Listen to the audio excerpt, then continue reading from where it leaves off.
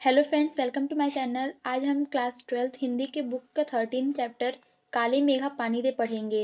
इस वीडियो में आपको हर एक टॉपिक बहुत ही अच्छे से क्लियर हो जाएगा। इस वीडियो को देखने के बाद आपके सारे कॉन्सेप्ट्स क्लियर हो जाएंगे। आपको इस चैप्टर से रिलेटेड हर एक छोटा से छोटा और बड़ा से बड़ा क्वेश्चन बनाने के लिए आप सक्षम हो जाएंगे।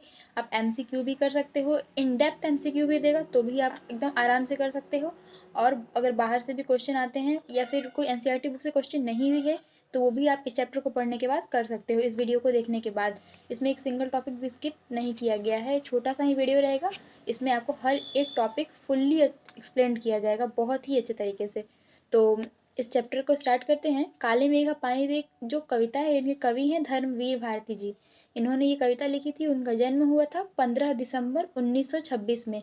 तो 15 दिसंबर 1926 को उनका जन्म हुआ था और मृत्यु हो गई थी 4 सितंबर 1997 को। अगर आप लोगों को डिटेल जीवन परिचय चाहिए तो आप हमें कमेंट सेक्शन में बताएं, मैं उसके लिए एक अलग से वीडियो बना दूंगी जिसमें आप लोगों के सारे कॉन्सेप्ट्स क्लियर हो जाएंगे। और अगर आप लोगों को समरी ना बल्कि उस आप लोगों को पूरे चैप्टर की डिटेल एक्सप्लेनेशन चाहिए तो प्लीज़ आप हमें कमेंट सेक्शन में बताएं, मैं अलग से वीडियो बना दूंगी। तो चलिए स्टार्ट करते हैं चैप्टर काले मेघा पानी दे पाठ का सारांश।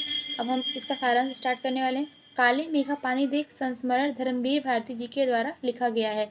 तो इससे हम लोग क्या पता चल रहा है कि काले मेघा पानी दे एक संस्मरण है, संस्मरण विधा है जिसे हम धर्मवीर भारती जी ने लिखा है।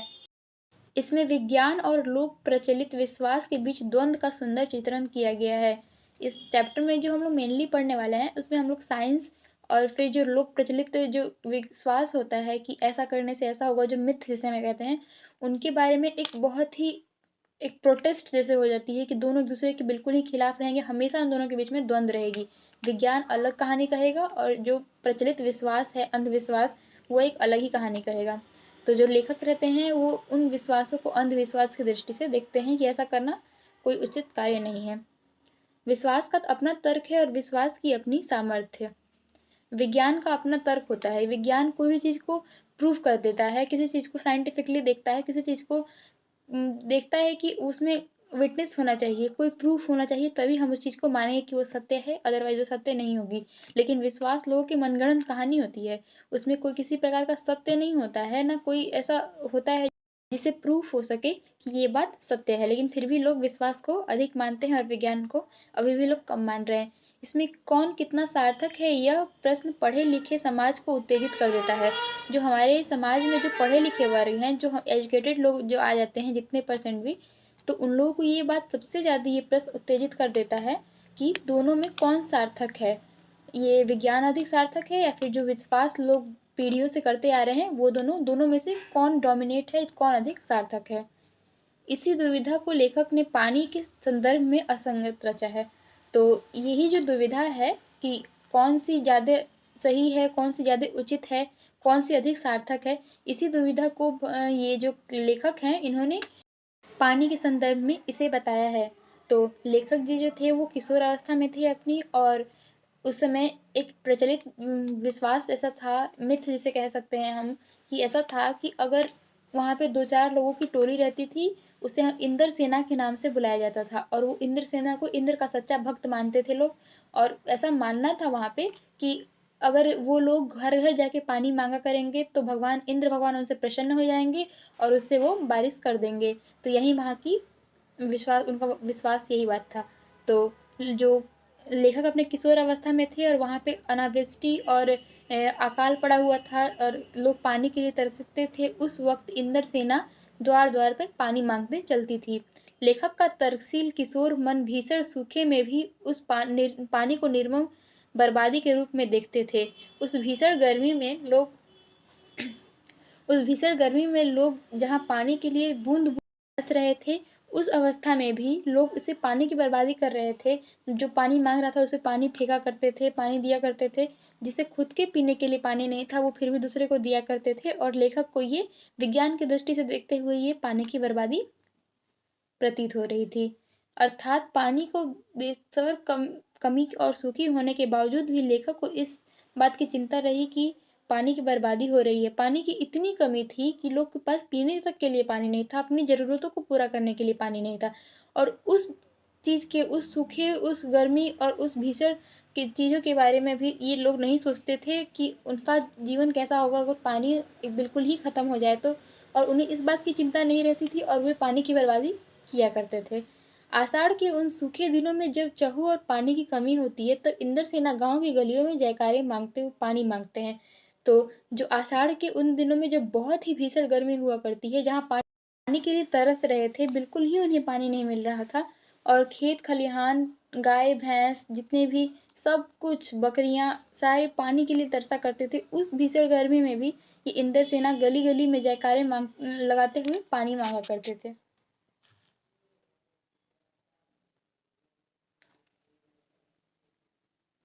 अभाव के बावजूद भी लोग अपने अपने घरों में पानी लेकर इन बच्चों के सिर से पैर तक तर कर देते थे।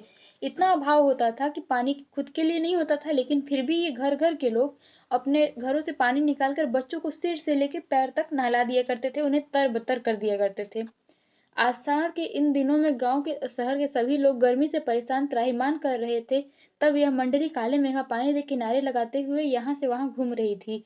आषाढ़ का वो दिन था जहाँ लोग शहर में गर्मी से तबाह हो गए थे, त्राहिमाम कर रहे थे। पानी की कमी थी, गर्मी थी, वहाँ पे सब कुछ सूखा पड़ गया, खेतों में पानी नहीं था, गाय भैंस बकरियां प्यास से मरे जा रहे थे। और उस भीषण गर्मी में भी इंद्रसेना की जो मंडली थी, ये घर घर में पानी लगाते हुए और नारे लगाते हुए और पानी मांगते हुए चलती थी और घूम रही थी।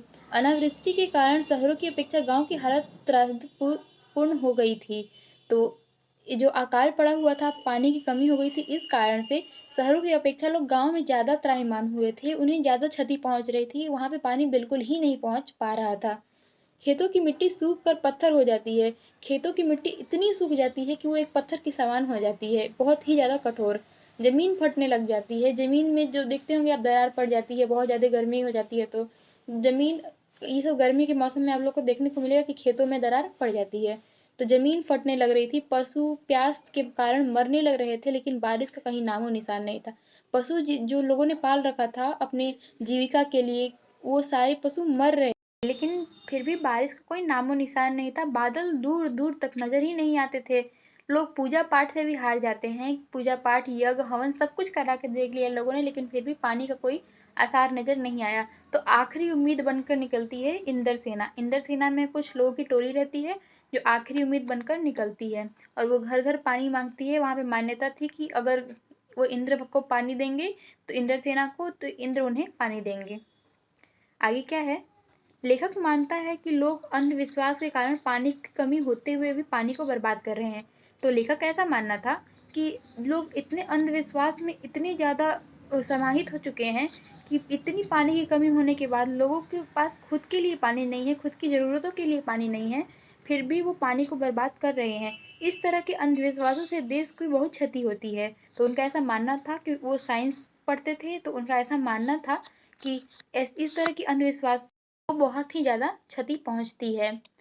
तो आगे देखिए, जिसके कारण हम अंग्रेजों से पिछड़ गए और हम उनके गुलाम बन गए थे। तो यही कारण था जिससे हम अंग्रेजों से पिछड़ गए थे। हम साइंस से ज़्यादा भगवान पे भरोसा करने लग गए थे। हम इन अंधविश्वासों पे, भगवान पे करना बुरी बात नहीं है, लेकिन भगवान के विश्वास में इतने अंधविश्वासी हो जाना ये गलत बात है।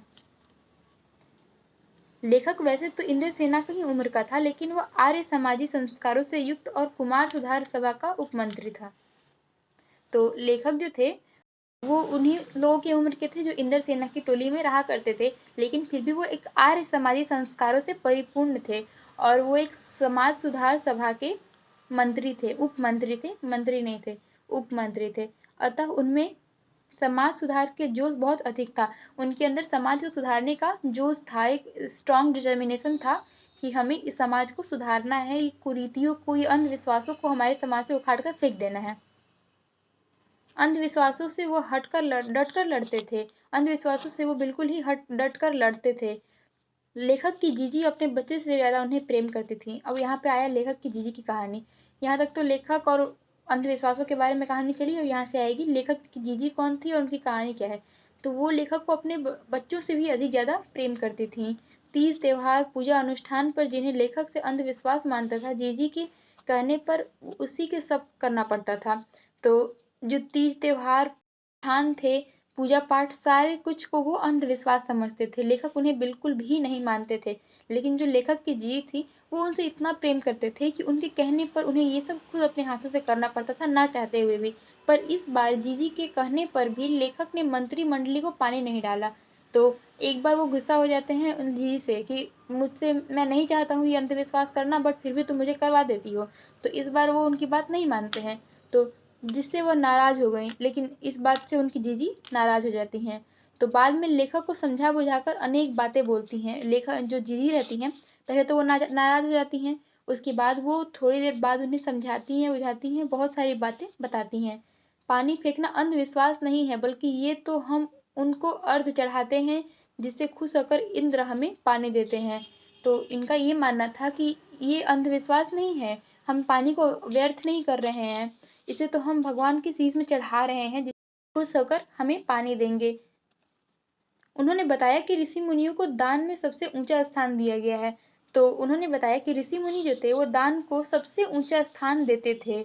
तो उनका ऐसा मानना था कि हम अगर किसी को कुछ देंगे तो उसके बदले ही हमें कुछ मिलेगा। अगर हम किसी का कुछ अच्छा करेंगे तो उसके बदले हमारे साथ भी कुछ अच्छा ही होगा।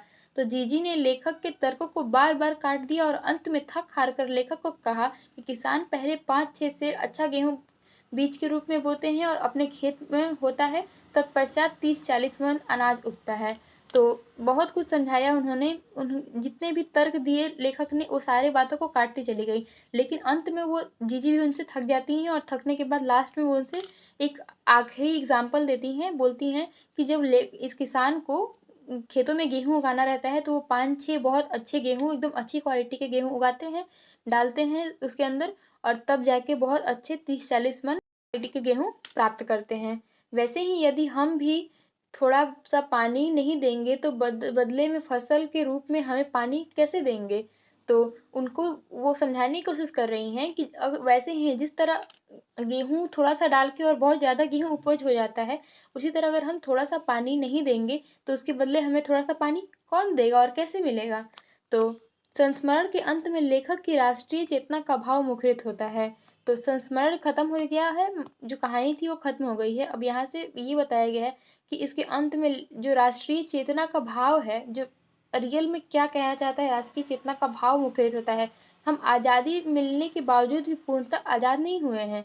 आज़ादी तो हमें मिल गई है, लेकिन हम अभी तक आज़ाद नहीं हुए हैं। हम इन अंधविश्वासों से जकड़े हुए हैं, कि गुलाम बने हुए हैं। आज भी अंग्रेजों की भाषा, संस्कृति, रहन सहन से आज़ाद नहीं हुए हैं। आज भी हम अंग्रेजों की भाषा, संस्कृति से आज़ाद नहीं हुए हैं। हम हर कोई भ्रष्टाचार की बात करता है, लेकिन कभी नहीं देखता क्या हम स्वयं उनका अंग नहीं बन रहे।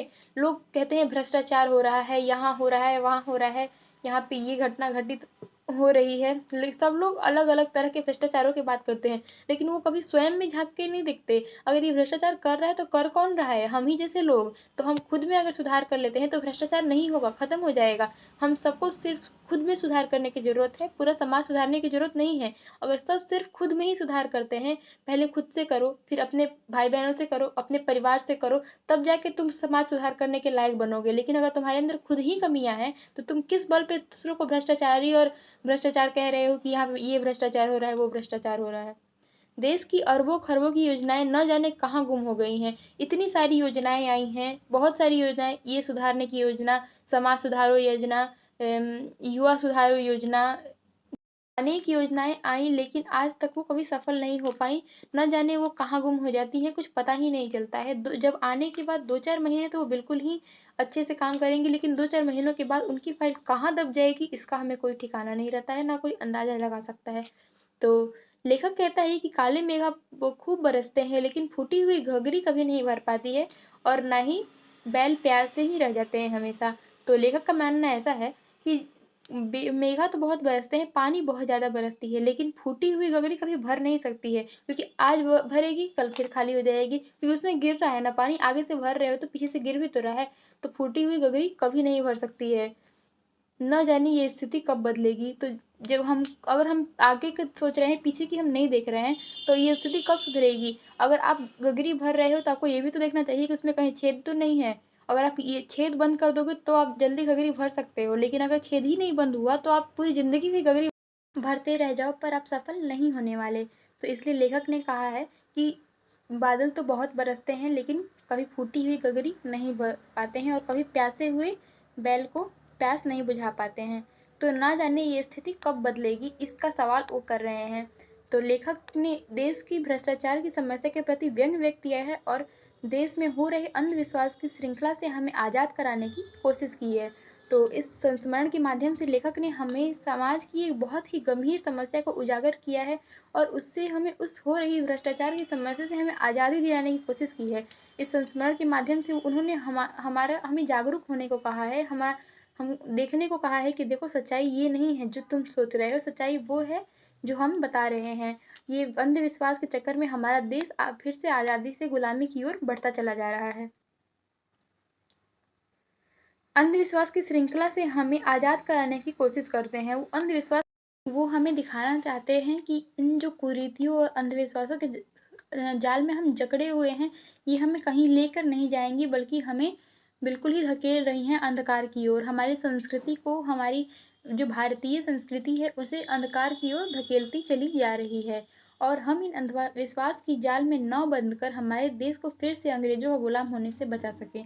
तो लेखक ऐसा चाहते हैं कि हम इन अंधविश्वासों का शिकार बिल्कुल ना हों। हमारी जो नई पीढ़ी है, वो इन अंधविश्वासों के चक्कर में बिल्कुल ही ना पड़े और हमारे देश को फिर से गुलाम होने से बचा सके। तो इसके साथ ही ये चैप्टर बिल्कुल ही अच्छे से ख़त्म होता है। मैंने सारे टॉपिक्स अच्छे से आप लोगों को समझा दिए हैं। आप लोगों को अगर अच्छे से समझ ना आए हो तो 2 बार ये वीडियो देख लेना और please like, subscribe and share कर देना। और अगर आप लोगों को इस चैप्टर को डिटेल एक्सप्लेनेशन चाहिए तो प्लीज़ मुझे कमेंट सेक्शन में बता देना।